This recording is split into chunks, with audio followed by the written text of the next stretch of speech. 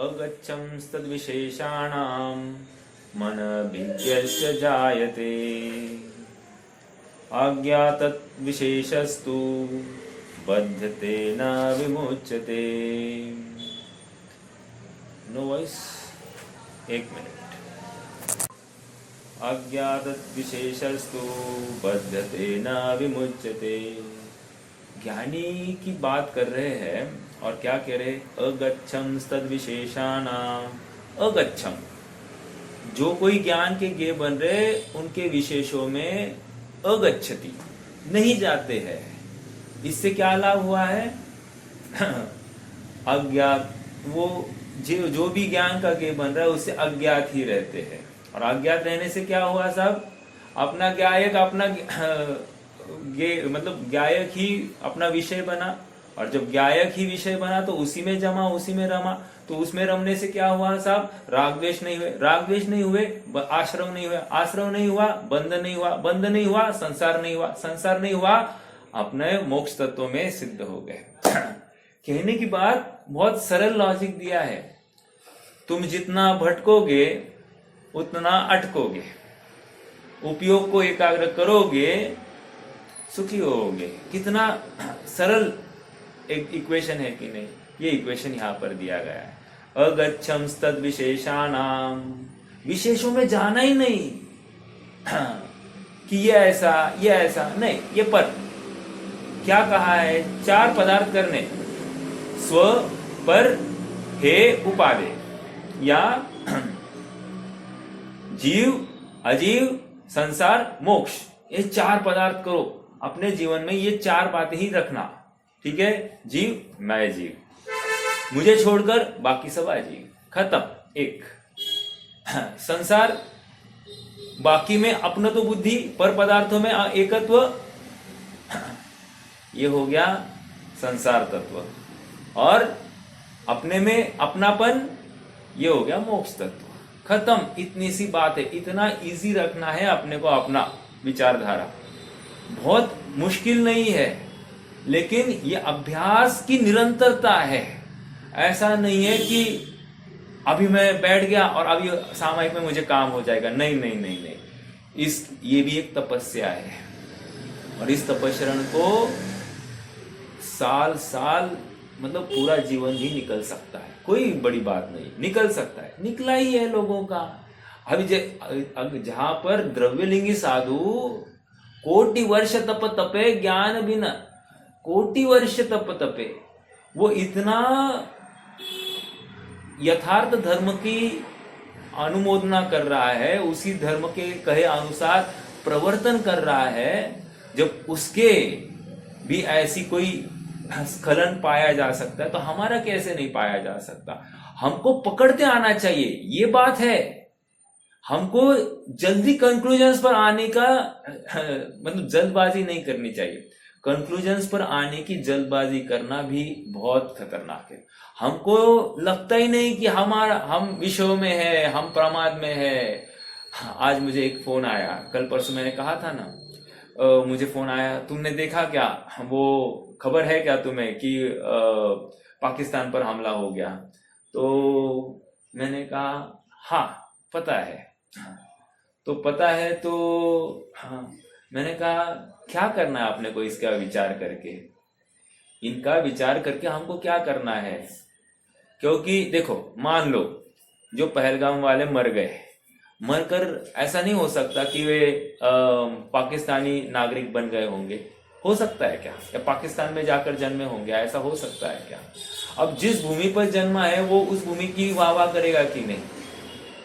एक बात। दूसरी बात, पाकिस्तान वाला यहां पर जन्म नहीं सकता क्या? बिल्कुल जन्म ले सकता है। कहने की बात इतनी ही है कि हम जिसको बुरा मानकर उसकी निंदा कर रहे हैं, वही किसी काल में इष्ट भी हो सकता है। तो मैंने इतना ही कहा, स्वभाव को भूलने से ये सब खेल हुआ है। अगर सिद्ध भगवान को, अरहंत भगवान को पूछा जाए ये अच्छे या बुरे हैं, अरहंत भगवान क्या कहेंगे? प्रश्न तो ये है। अगर भगवान जो कहेंगे वो हमको करना है। भगवान कह रहे हैं कि okay, these are good people, मतलब गुड पीपल मतलब ये भी जीव है, ये भगवान आत्मा है। ओ, तो अगर ये भगवान आत्मा है तो फिर मुझे राग द्वेष करने का अवसर कहाँ है? समझ में आ रहा है क्या? ये अभ्यास है, ये अभ्यास करते आना चाहिए। ज्ञान का गे कोई विषय बन रहा है, हम निरंतर उसको ही न्यूज बनाकर उसको ही सुनते रहे, उसको ही देखते रहे, नहीं थी। थोड़ी जानकारी ठीक है, हाँ, कि हम पूरे विरक्त नहीं हुए, मान लिया, लेकिन योग्य भी तो निर्णय करते आना चाहिए। जैसे 250वीं गाथा में आया है क्या? षटकाय जीवों की हिंसा नहीं करते, राइट? वैसे मेरा प्रश्न है आप सबसे, सब हिंसा मतलब क्या? हिंसा मतलब क्या? हिंसा किसको कहते हैं?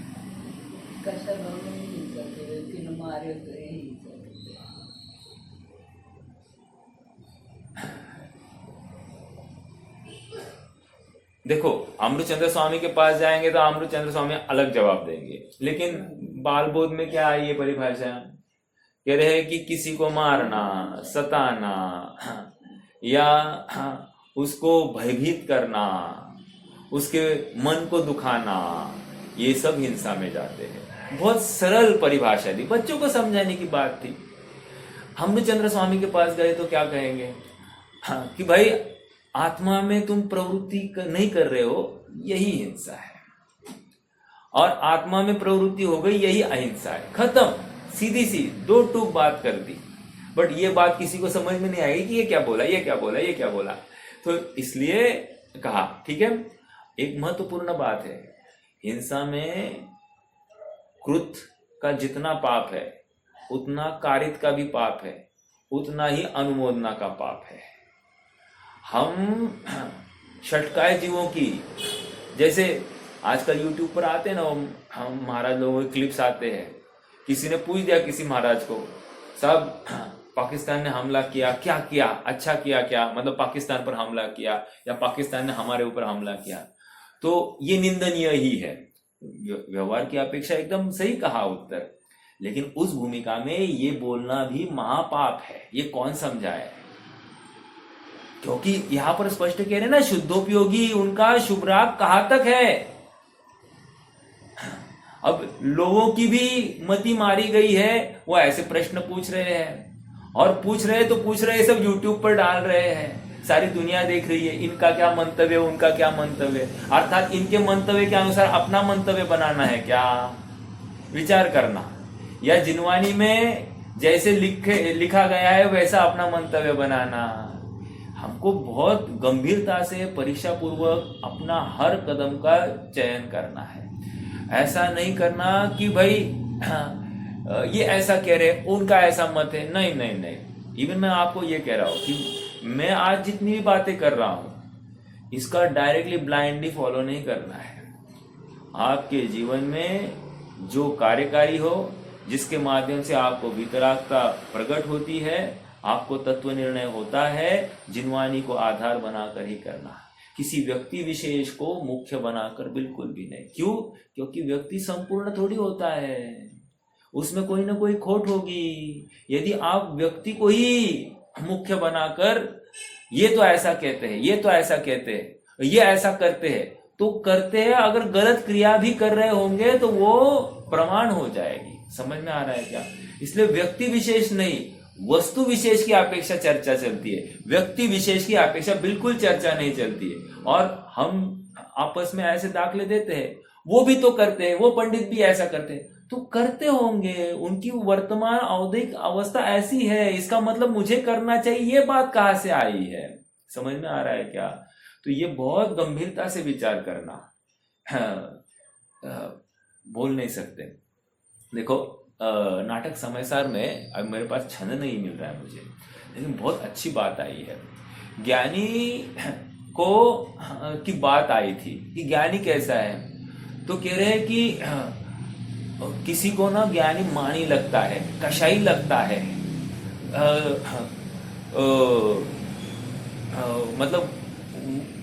मतलब विचित्र लगता है, ये धर्म से पतित ऐसा लगता है, मतलब कशाई जी को, अज्ञानी जी को ऐसा लगता है। तो वो मुझे छंद नहीं मिल रहा है, मैं आपको नहीं मिलेगा आपको, वो स्टार्टिंग चाहिए ना। कहने की बात इतनी है कि धर्मी जीव को पकड़ना, इसके लिए धर्म समझना चाहिए, और धर्म को पकड़ने के लिए तुमने जिनवानी पढ़ी होनी चाहिए। जिसने जिनवानी पढ़ी नहीं है, जिसको जिनवानी की खबर नहीं है, वस्तु स्वरूप क्या कह रहा है ये खबर नहीं है, वो कैसे आकलन कर सकता है दूसरे का? वो मात्र उसके परिणामों को जो चर्चा करता है, जो बातें करता है, उसके ऊपर से आकलन करता होगा कि नहीं। कोई तीव्र कषाय की बातें करता है, तीव्र कषाय मतलब क्रोध से बात करता है तो इसको लगता है तीव्र कषाय है।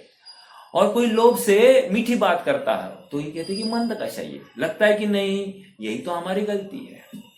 समझ में आ रहा है? हमको किसी का लोभ कषाय लगता ही नहीं है तो कैसे काम होगा? अर्थात हमारा वस्तु को परखने के लिए, पदार्थ को परखने के लिए भी हमारी सामर्थ्य नहीं है, तो हमने क्या जिनवानी पड़ी? और हम क्या निर्णय कर पाएंगे किसी का? नहीं कर सकते है ना। बहुत गंभीरता से इस शासन को पढ़ना पड़ेगा, समझना पड़ेगा। और सुनो, दूसरे की क्या कमी ये मत देखो, मैं कैसे अपना कार्य कर सकता हूं ये विचार करना है। दूसरे में कमी है तो कमी है, तुम इसको अनुकरण मत करना, ठीक है? और तुम इसकी कमी को देखकर तुम्हें स्वयं को कषाय नहीं होनी चाहिए। दूसरी बात, तीसरी बात, तुम्हें उसको समझाने का भाव हो, जिनवानी सापेक्ष तो समझाना, जिनवानी में ऐसे कहा है तो वैसे विचार होगा। कदाचित वो माने, कदाचित नहीं माने, लेकिन तुम तो अपने परिणामों को च्युत नहीं होने देना। समझ में आ रहा है? ठीक है। हिंसा की चर्चा चल रही थी, मतलब काय खेद, काय का नाश करना, अर्थात किसी को प्राण पीड़न भी हो गई तो इसको भी हिंसा में लिया गया है। मतलब तुमने झूठ बोला ना तो भी हिंसा में गया, तुमने गलत प्रॉमिस की ना तो भी हिंसा में गया, तुमने चोरी की ना तो भी हिंसा में। समझ में आ रहा है क्या? कहां तक कहे, अब्रह्म भी किया वो भी हिंसा में जाता है, बहुत परिग्रह इकट्ठा किया वो भी हिंसा में जाता है। क्योंकि ये परिग्रह तुमने न्याय से तो नहीं किया होगा ना, अन्याय से इकट्ठा किया होगा, परिग्रह में चला जाता है। विचार करना, मतलब हमको हर प्रसंग में जागृति के अवसर आ रहे हैं। देखो गाथा 250 पर आ जाइए।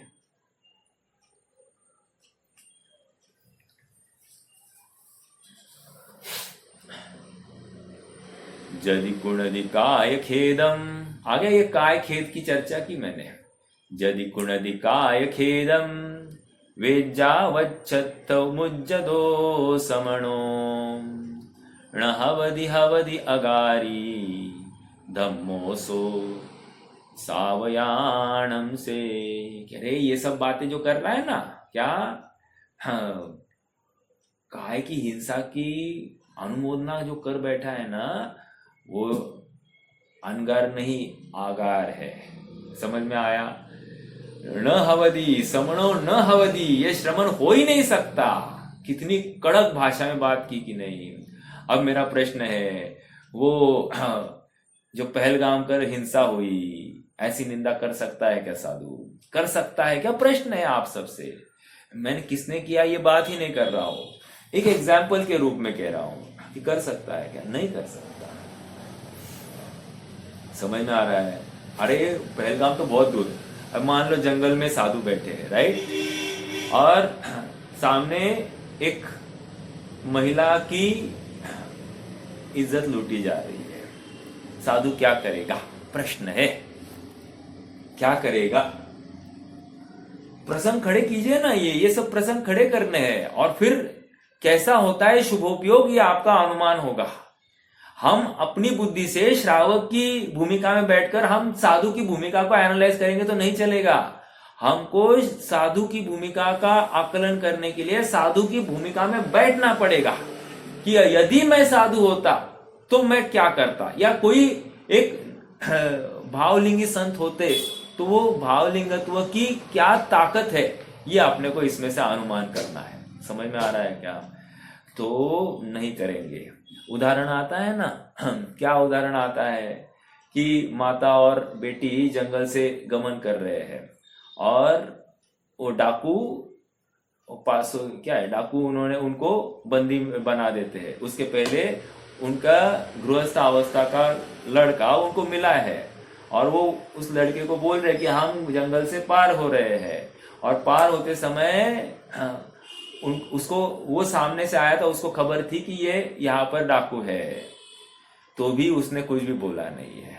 मतलब ना डाकू के प्रति द्वेष, ना अपनी माता बहन के प्रति राग। क्यों? दोनों पर द्रव्य है, अपने उपयोग को ज्यादा भ्रमाते ही नहीं। ओ माय गॉड, समझ में आ रहा है क्या? भूमिका कितनी जबरदस्त हो सकती है।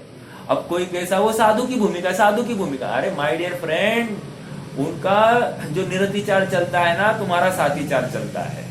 अर्थात तुम्हें भी ऐसे विषयों में ज्यादा उलझना नहीं है।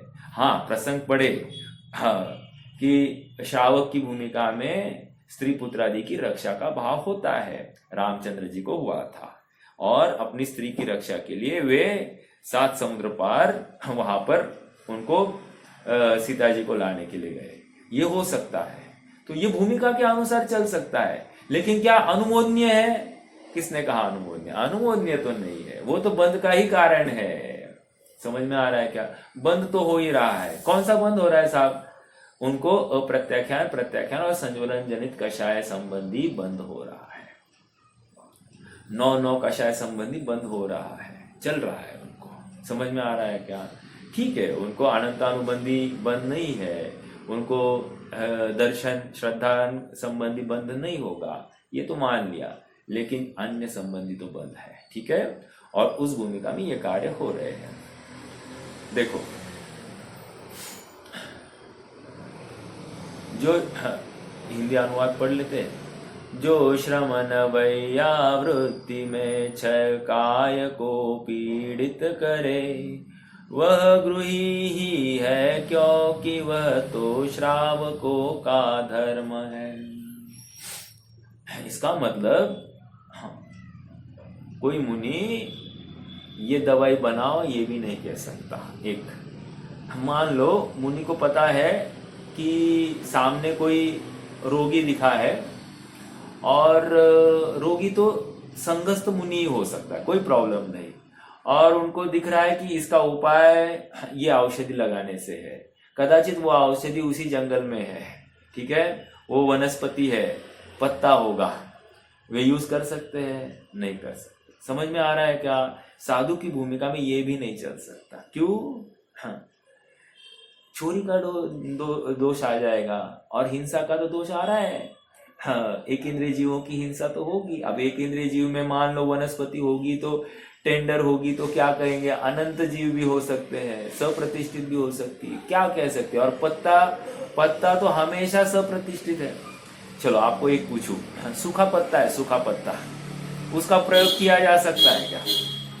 सूखा पत्ता, उसका प्रयोग किया जा सकता है क्या? कितने जनों के घर में मसाले में तेज पत्ता डालते हैं?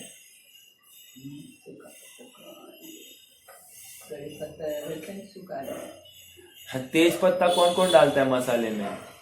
विचार करना। हाँ, नहीं चलता, बिल्कुल। वो फूल जैसा भी होता है, वो दगड़ फूल भी होता है, वो भी नहीं चलता। हाँ, तो कहने की बात इतनी है कि हमको ये खबर ही नहीं, हमने देखा है मसाले में डालते समय हम भी डालते जाते। भाई अपन भी अपना विवेक कब लगाएंगे? जिनवानी में कहा है पत्ता नहीं चलता, तो हम कैसे डाल सकते? और ऐसी चीज हम किसको खिलाते रहेंगे? कब खिलाएंगे? और हम उसको भोजन को शुद्ध मानेंगे कि नहीं मानेंगे? क्योंकि हमको खबर ही नहीं है। अज्ञानता में हम अंधाधुंध जो चाहे चल रहा है वो कर रहे हैं। कदाचित टेस्ट के लिए कर रहे होंगे, कदाचित स्वास्थ्य के लिए कर रहे होंगे, क्या कर रहे हैं हमको ही खबर नहीं है ना? तो ये नहीं चलता है। ठीक है, एटलीस्ट मुनि अवस्था में तो इसकी बिल्कुल भी अनुमोदना नहीं होती है। कोई जानवर मर रहा हो, राइट, मुनिराज उसको नमोकार मंत्र सुनाएंगे क्या? उपदेश के नाते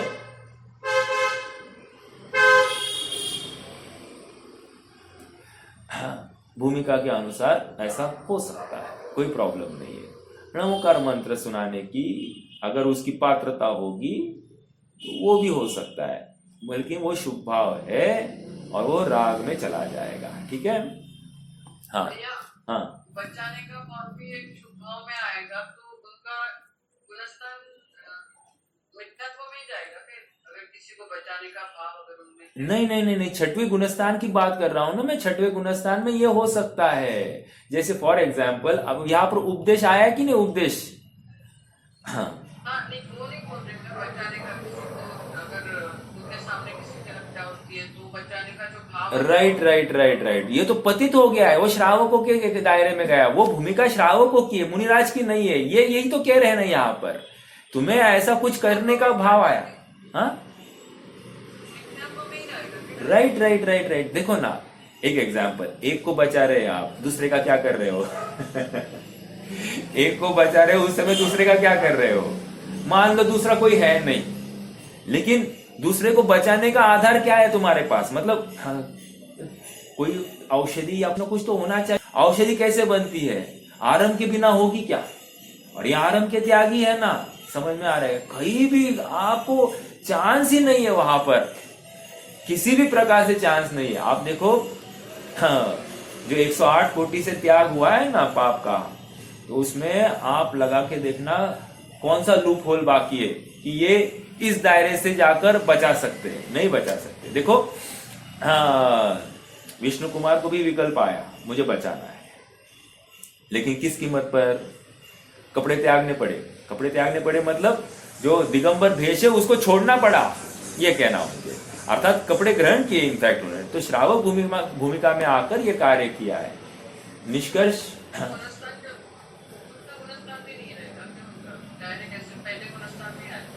देखो अभी जैसे विष्णु कुमार है राइट, तो विष्णु कुमार को बुद्धि पूर्वक वो मुनि भूमिका का त्याग किया है, तो उनका गुणस्थान चौथा पांचवा बना। समझ में आ रहा है क्या? लेकिन कोई मुनि भूमिका में रहकर ये चल सकता है, इतनी ही बात करे तो वो पहले में गया। समझ में आ रहा है क्या? क्योंकि उस भूमिका में ये कार्य निंदनीय ही है, संभव ही नहीं है मुनि को ऐसे कार्य की बात को। समझ में आ रहा है? तो ये भूमिका क्या मतलब गुणस्थान बचाने के लिए इतना हो सकता है कि भूमिका का त्याग करे, ये हो सकता है। लेकिन हाँ, उसी भूमिका में रहकर कुछ नहीं होता कहकर तुम सब शुभ भाव करते बैठोगे तो शुभ भाव के कर्ता हुए बिना नहीं रहोगे। और हमारा तो सख्त कड़काई से निरोध है कि तुम शुभ भाव के कर्ता, किसी को बचा नहीं सकते, किसी को मार नहीं सकते, किसी को जिला नहीं सकते, ये आयु दे बढ़ा नहीं सकते, आयु घटा नहीं सकते। ये सब हम कह ही तो रहे हैं ना। जब ये कह रहे हैं वस्तु स्वरूप ये चीख चीख कर बोल रहा है, तो तुम क्या परद्रव्य में कर रहे हो? नहीं, निमित्त के रूप में। तो तुम निमित्त के कर्ता बन, निमित्त कह तो रहे हो जिनवानी की भाषा, लेकिन तुम्हारे अभिप्राय में कर्तृत्व का जोश पूरा भरा है। और कर्तृत्व का जोश हो तो तुम्हारा अभिप्राय पर पदार्थ में कर्तृत्व मतलब एकत्व बुद्धि के बिना नहीं हो सकता। तुम पर पदार्थ को अपना मानकर या उसमें कुछ छेड़खानी करके कुछ कार्य करने की चेष्टा कर रहे हो, जबकि वस्तु स्वरूप को इसकी इजाजत नहीं दे रहा है। गुण देखो, ये भूमिका बहुत सॉफ्ट बात है एक्चुअली, कहो तो पतन भी हो गया। देखो और एक बात बताओ, थोड़ा सा विचार कीजिए।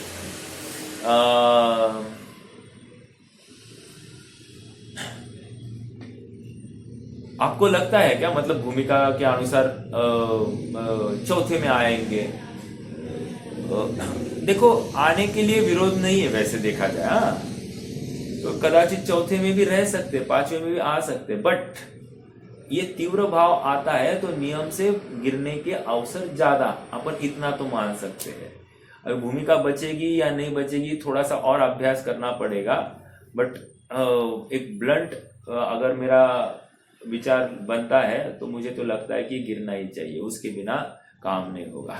समझ में आ रहा है क्या? अरे आपको बताओ भाभी जी, ये कोई भी प्रसंग नहीं चल रहा है तो भी मुनिराज सम्यत्व से डायरेक्ट मिथ्यात्व में आ जाता है।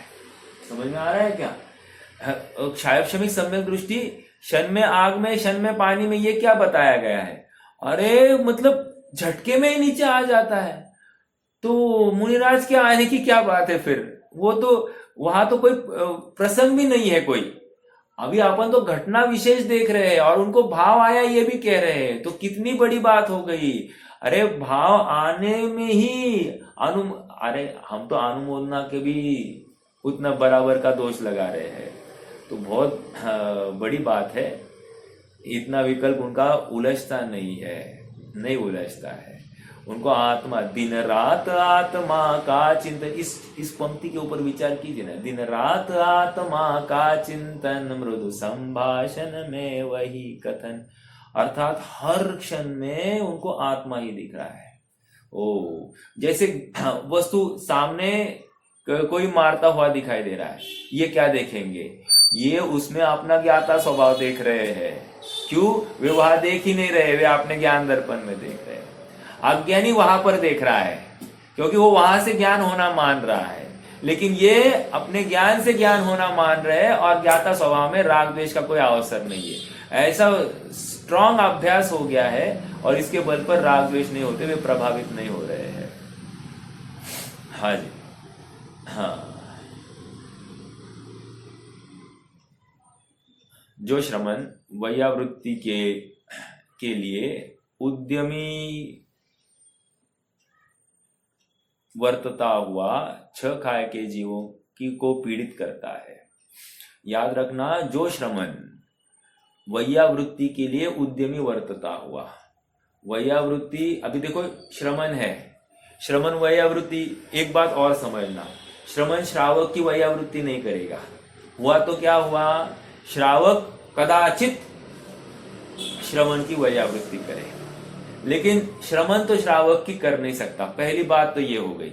अब यहां पर क्या कह रहे हैं कि जो श्रमण वैयावृत्ति के लिए उद्यमी वर्तता हुआ। अब वेरी फैक्ट की बात है कि श्रमण के सामने कौन होगा जंगल में? जंगल में कौन होगा? जंगल में वेरी नेचुरली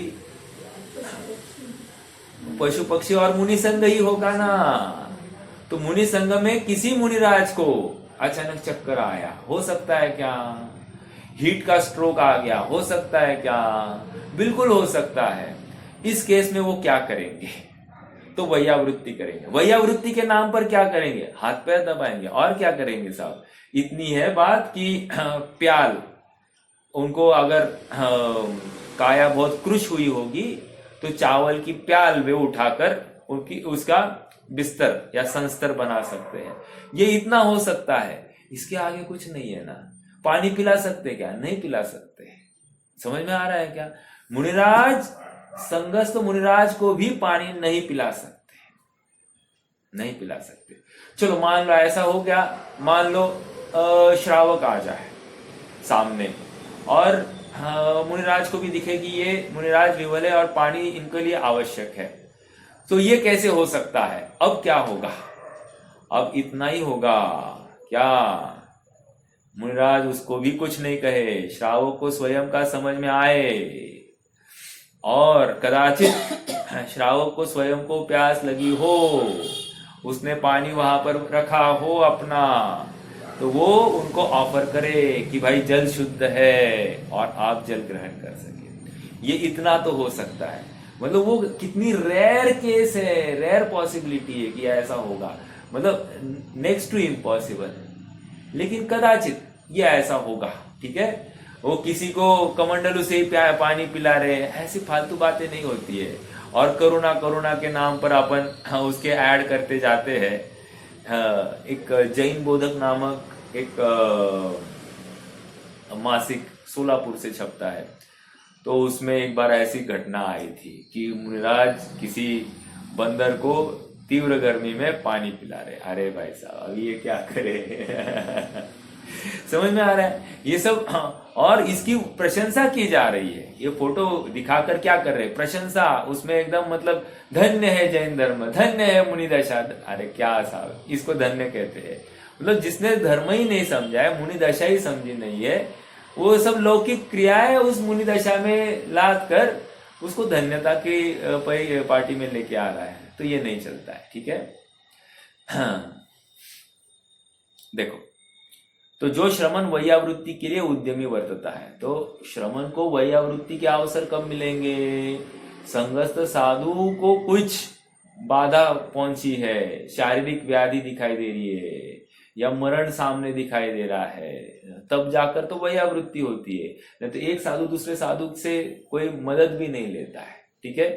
हाँ, आचार्य को कोई ऐसी वैयावृत्ति करे, हाथ पैर दबाए, ऐसा चलता है क्या? आपको क्या लगता है? जैसे पहले माता बहनें मतलब बहू होती थी घर की, तो वो अपनी सास की, बड़ों की थोड़े से हाथ पैर दबा देती थी रात में।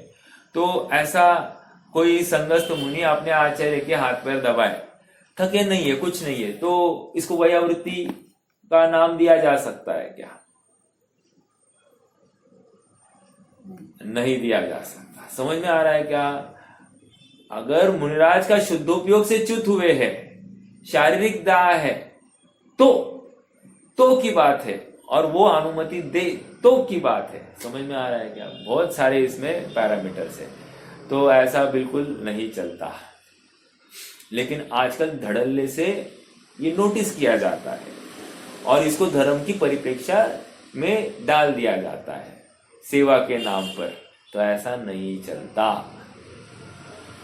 और किसी को गलत लगता भी नहीं है ना।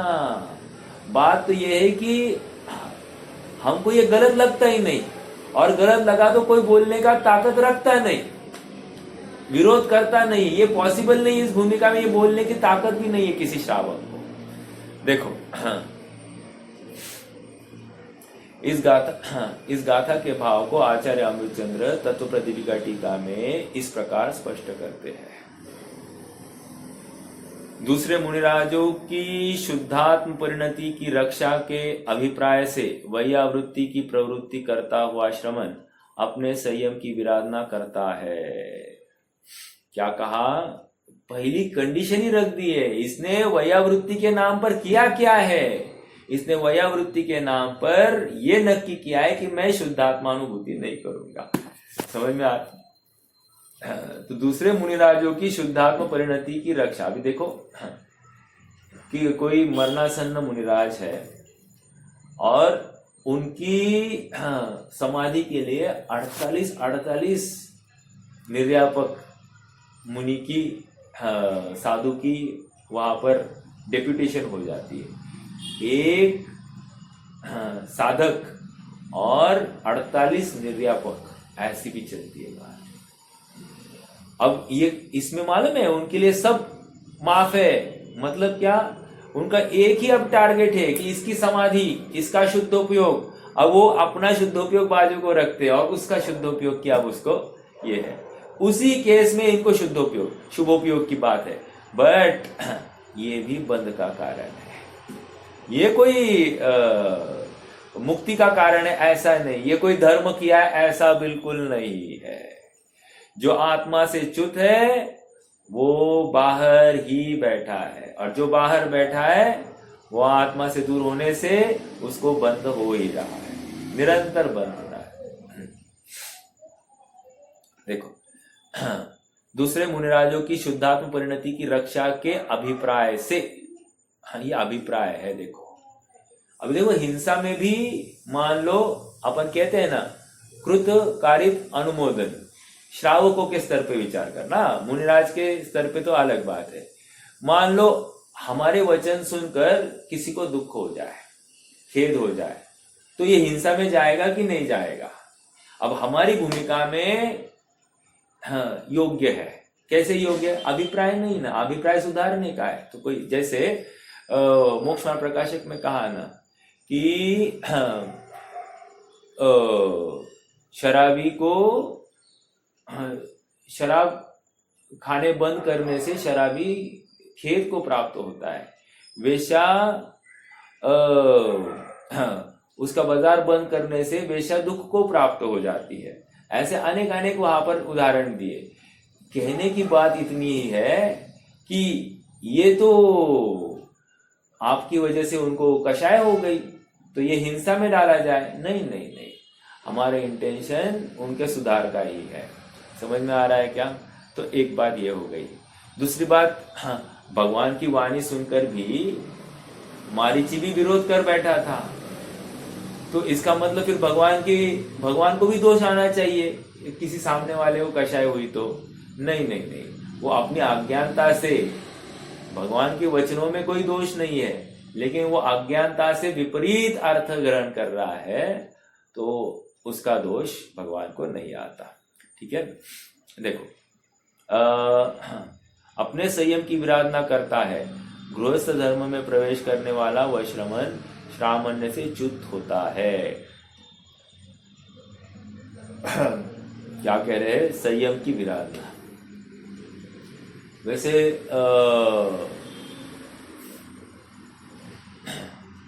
संयम कहाँ प्रकट होता है, आपको क्या लगता है? पांचवें गुणस्थान में संयम अंश जग्यो जहा भोग अरुचि परिणाम उदय प्रतिज्ञा को लयो प्रतिमाता को नाम। वहां पर क्या कहा? भोग अरुचि परिणाम। जब पांचवें गुणस्थान में ही भोगों के प्रति अरुचि हो जाती है, अरे हम तो चौथे में कहते, चौथे क्या, हमको पहले में कह रहे हैं, सम्यक तो सम्मुख मिथ्या दृष्टि, वो भी भोग में अरुचि परिणाम करता है। अब उसको बहुत भार होता है, यहाँ जाओ, इसका मन संभालो, उसका मन संभालो, किसी को मिलो नहीं, लोग क्या कहेंगे, कुछ भी फिक्र नहीं है। क्यों? क्योंकि उसको लोगों से लेना ही देना नहीं, उसका एक ही नाता है, एक जिनवानी और एक मेरा आत्मकल्याण, ये एक ही ध्येय है। फिर जब ऐसी बात हो जाती है ना, तो बाकी सब बातें गौण हो जाती है। ठीक है,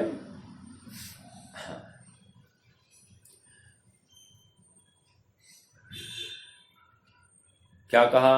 गृहस्थ धर्म में प्रवेश करने वाला वह श्रामण्य से च्युत होता है। श्रामण्य मतलब एकाग्रता मतलब शुद्धोपयोग। समझ में आ रहा है क्या? शुद्धोपयोग से च्युत हो गया। अब यहां तो कह रहे शुद्ध परिणति से भी च्युत हो गया, क्योंकि गृहस्थ में लाके खड़ा कर दिया ना आपने।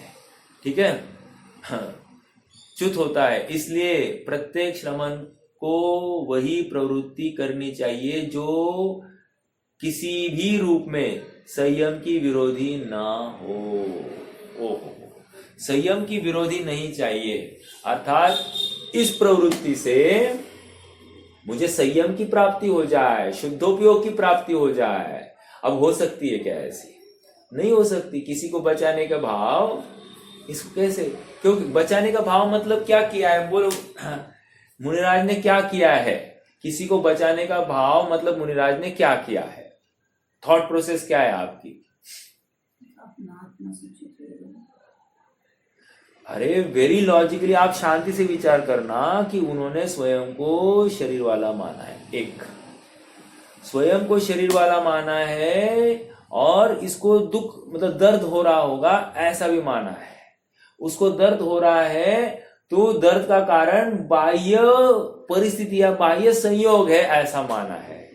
देखो अभी कितनी विपरीतता है, अर्थात वस्तु संबंधी विपरीत श्रद्धान अयथार्थ श्रद्धान कैसे बैठ रहा है।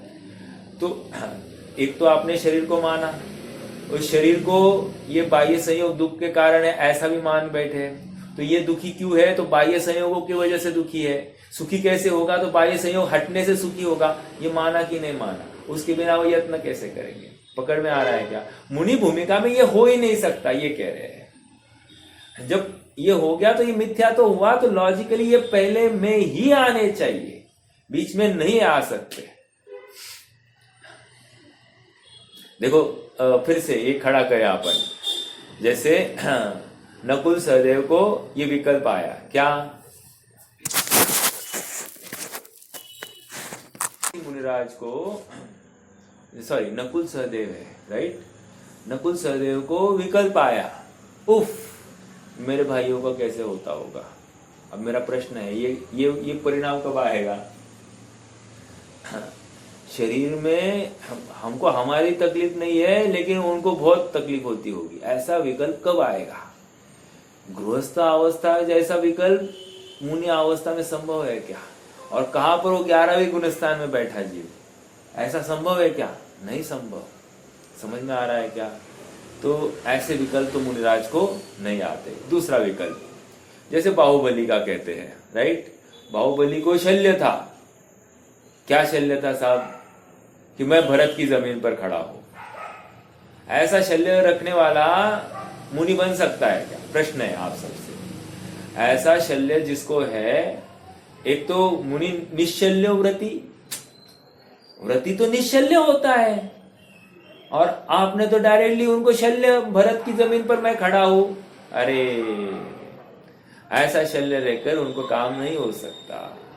तो फिर अब कारण क्या दे? फिर दूसरा प्रश्न हम क्या है, फिर क्या कारण रहा होगा? अब इसको उत्तर हम इतना ही दे सकते कि जैसा पुरुषार्थ शुद्धोपयोग की निरंतरता के लिए होना चाहिए सो हुआ नहीं है, इसलिए केवल ज्ञान नहीं हुआ। और क्या कह सकते? और दूसरा कोई भी उत्तर नहीं है। समझ में आ रहा है क्या? नहीं, कुछ तो कारण बोलो। अरे जो कारण हम नहीं दे सकते, बस इतनी ही बात है कि हमको फल दिखाई नहीं दे रहा ना, केवल ज्ञान दिखाई नहीं दे रहा ना, तो केवल ज्ञान के योग्य पुरुषार्थ भी नहीं है। ये सीधी सी बात है। समझ में आ रहा है? तो ठीक है। निशल्य व्रति। शल्य मतलब क्या होता है साहब? शल्य मतलब है काटा। काटा मतलब क्या? जो चुभता है। चुभता मतलब क्या? कहीं ना कहीं खेद वर्तता है। याद रखना, शल्य इज इक्वल टू खेद। मुनिराज को खेद होता है क्या?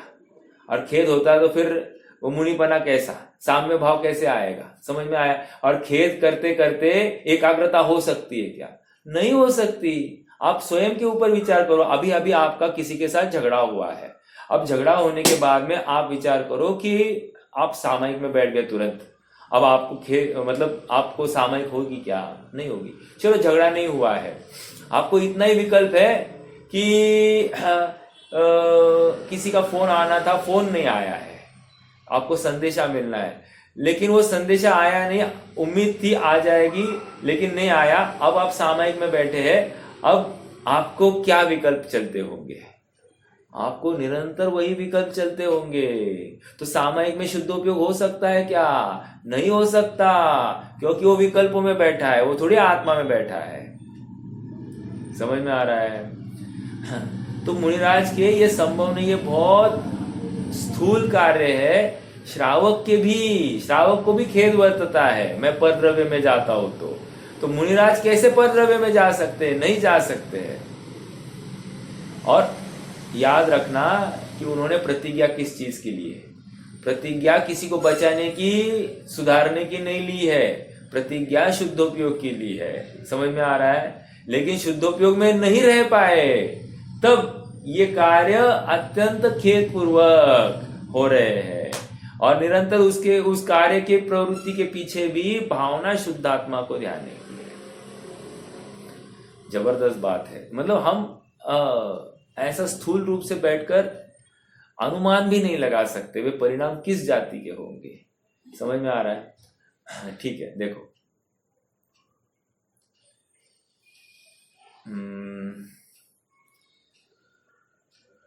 जो किसी भी रूप में संयम का विरोधी, अगला पैराग्राफ। अत्यंत सरल सुबोध इस गाथा का भाव आचार्य जयसेन तात्पर्य टीका में तत्व प्रतिपिका टीका के समान ही स्पष्ट करते हैं।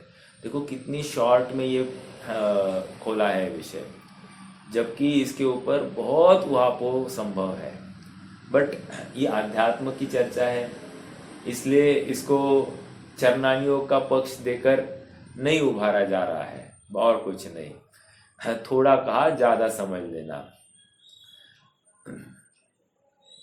इसी प्रकार इस गाथा के भाव को पंडित देवीदास जी ने एक क्षण में, ठीक है चलो आगे चलो, अगले पेज पर आ जाइए। स्वामी जी के कथन पढ़ो। सम्यक दृष्टि श्रावक को आत्मभान होने पर भी वह स्वयं के लिए औषधि वगैरह लाता है। यह राग की प्रवृत्ति है, किंतु मुनिराज को श्रावक के समान राग नहीं होता। समझ में आ रहा है क्या? मुनिराज को वीतरागी कह रहे हैं कि नहीं, संयमी कह रहे हैं कि नहीं, उत्तम समाधि 10 धर्मों के धारी कह रहे हैं कि नहीं, तो वो किसके आधार पर कह रहे हैं? उनके साम्य भाव के आधार पर कह रहे हैं, उनके वस्तु स्वभाव के प्रति समर्पण की अपेक्षा कह रहे हैं। जैसी वस्तु है वैसी वो यथार्थ रूप से जान रहे हैं, मान रहे हैं, इसलिए कह रहे हैं। और वस्तु की यथार्थता समझकर उनको आकुलता नहीं है, उसमें सुधार बिगाड़ के कोई अवसर नहीं है और करने का भाव भी नहीं है, ये समझ रहा है, तब जाकर तो हमको उनमें मुनिपना दिख रहा है, राइट। तो सम्यक दृष्टि श्रावक को आत्मभान होने पर भी वह स्वयं के लिए औषधि वगैरह लाता है, यह राग की प्रवृत्ति है। किंतु मुनिराज को श्रावक के समान राग नहीं होता। यदि मुनिराज को उस प्रकार का राग आवे और वे तदनुसार कार्य करे तो उनके श्रावकपना हो जाएगा। वह जीव भी भ्रांति के कारण मिथ्या दृष्टि कहलाएगा। आ गया भाभी जी, यहाँ पर श्रावकपना आ गया और भ्रांति के कारण मिथ्या दृष्टि ही हुआ। समझ में आया? अब इन्होंने औषधि का उदाहरण दिया है। और औषधि क्यों लेना है साहब? बचाना है। किसको बचाना है साहब? आत्मा अजर अमर है। ये इतनी सी बात मुनिराज नहीं जानते होंगे, जानते हैं ना, तो भी उसने किया है। मतलब कितना मोटा पाप है। प्रैक्टिकली दिख रहा है कि मैं कुछ कर नहीं सकता, तो भी करने का भाव, ये कितना बड़ा अपराध है। समझ में आ रहा है? देखो, यदि मुनिराज को उस प्रकार का यह हो गया नीचे, विष्णु कुमार मुनि का नाम वात्सल्य अंग में प्रसिद्ध हुआ, ऐसा शास्त्रों में आता है। 700 मुनियों को बचाकर उनके रक्षण के में निमित्त हुए, किंतु स्वयं का मुनिपना छोड़कर वे निचली दशा को प्राप्त हुए।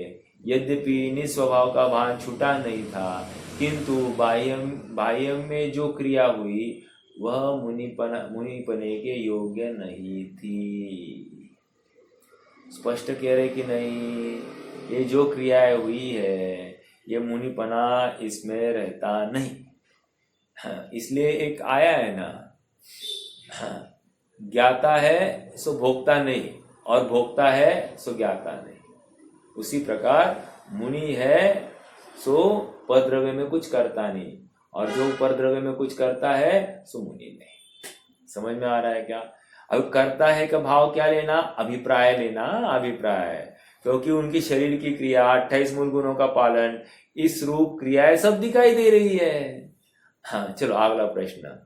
जैसे मुनिराज जा रहे हैं रास्ते से आहार की चर्या के लिए, उतने में 2 जनों का आपस में झगड़ा दिखाई दे उनको। चलो 2 पुरुष नहीं, 2 जानवर आपस में झगड़ा कर रहे हैं, ये दिखाई दे। अब मेरा प्रश्न है, वे आगे जाएंगे कि नहीं जाएंगे, या अंतराय मानकर पीछे आ जाएंगे?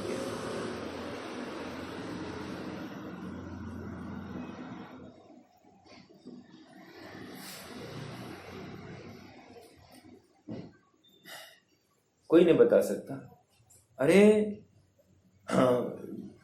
उनको कहीं भी झगड़ा दिखाई दे, मारो काटो के शब्द सुनाई दे, तो वे अंतराय मानकर निकल जाते हैं, रिटर्न। समझ में आ रहा है? एक प्रश्न और, मान लो किसी महिला ने या किसी पुरुष ने बहुत श्रृंगार किया है, ठीक है, तो ऐसी व्यक्ति के हाथ से वे आहार लेंगे या नहीं लेंगे? नहीं लेंगे ना, नहीं लेंगे। समझ में आ रहा है क्या? बहुत प्रैक्टिकल है। मतलब हम बाल सफेद के काले करना, या चेहरे पर पाउडर आदि का लेप लगाना, या लालाजी करना, ये सब नहीं चलते। हाँ, नहीं चलते।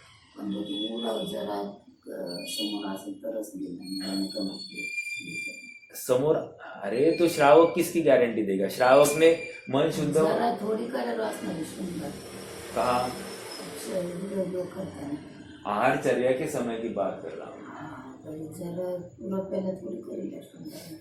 बाद में करेंगे। अरे नहीं, चलो कोई बाल काले कर दिए तो उनके सामने नहीं किए होंगे, लेकिन किए हैं, तो श्रावक उनको पढ़ान कर सकता है कि पहला प्रश्न तो ये श्रावक की भूमिका को पहले नक्की करो, कर सकता है क्या? हम उनको आहार देने के पात्र है या नहीं है, पहले हम ये नक्की करें ना साहब। समझ में आ रहा है? मतलब हमने स्वयं के लिए कितनी अंतराय खड़ी की है। फिर हम क्या कहते हैं साहब, यथार्थ साधु दिखाई नहीं देते।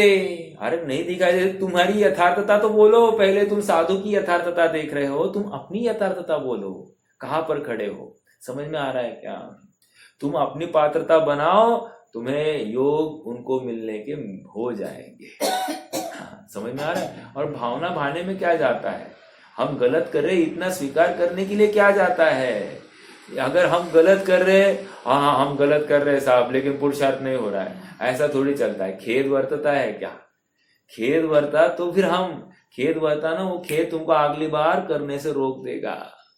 ये बात होती है। खेद वर्तने का अर्थ ये है कि अगले बार तुमको करने से वो रोकेगा, टोकेगा। समझ में आ रहा है?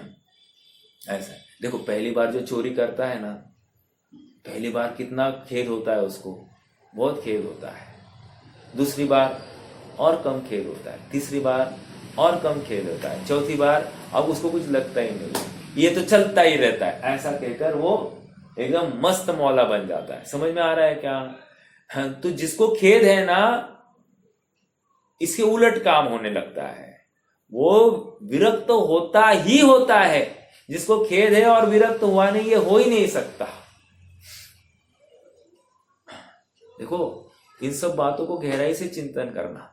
हमारे घर में मोबाइल है, मोबाइल टनटनाया मुनिराज की आहारचर्या के समय में, वो आहार लेंगे या निकल के जाएंगे?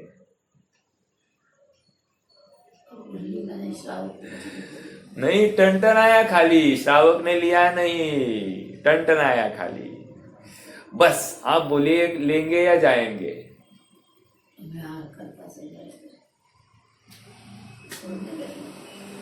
छोड़ के जाएंगे साहब, आसक्ति नहीं है। क्यों? क्यों? श्रावक को विकल्प आया, कौन होगा, क्या होगा, बस उसका उपयोग वहां पर गया ना। अब यहाँ पर वो समर्पित भाव से आहार नहीं करा सकता।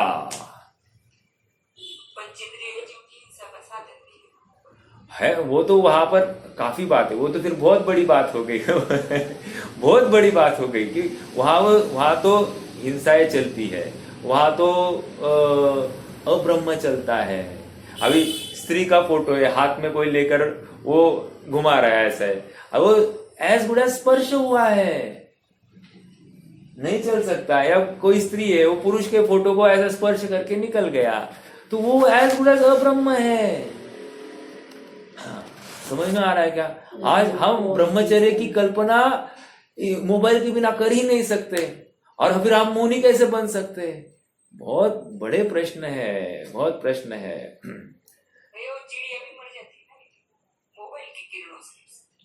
अच्छा, ऐसा है क्या? मुझे खबर नहीं थी। वो ना अपना जो उसका ट्रैक रहता है ना, वो भूल जाती है। अच्छा, नहीं मर जाती फिर। ओके ओके ओके, ये समझ में आ रहा है क्या कह रहे? ट्रैक मतलब क्या मालूम है आपको क्या कह रहे हैं? ये ऐसा है कि अपना जो फोन हमने किसी को लगाया, तो फोन लगाया तो पहले जाता है वो टावर पर, टावर से फिर जहां पर जो मोबाइल स्थित है उस फोन नंबर पर जाता है। तो अब इसमें जो ध्वनियां जो निकलती है, ध्वनि क्या होती है मालूम है आपको? वे भी अग्नि का ही जीव होते हैं। समझ में आ रहा है? तो ये ध्वनियां जो निकल रही है ना, ऐसी यस, अग्नि का या वायु का, कैसे लेंगे उसको? अग्नि का है, यस अग्नि का है।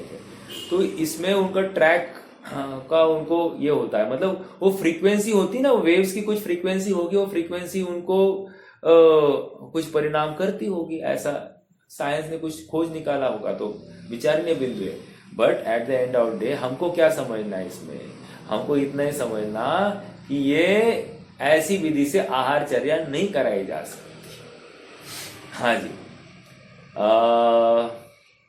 आइए आइए, समय तो हो गया है, क्या करना, रुक जाएंगे, रुक जाते हैं, कल करेंगे चर्चा इसकी और।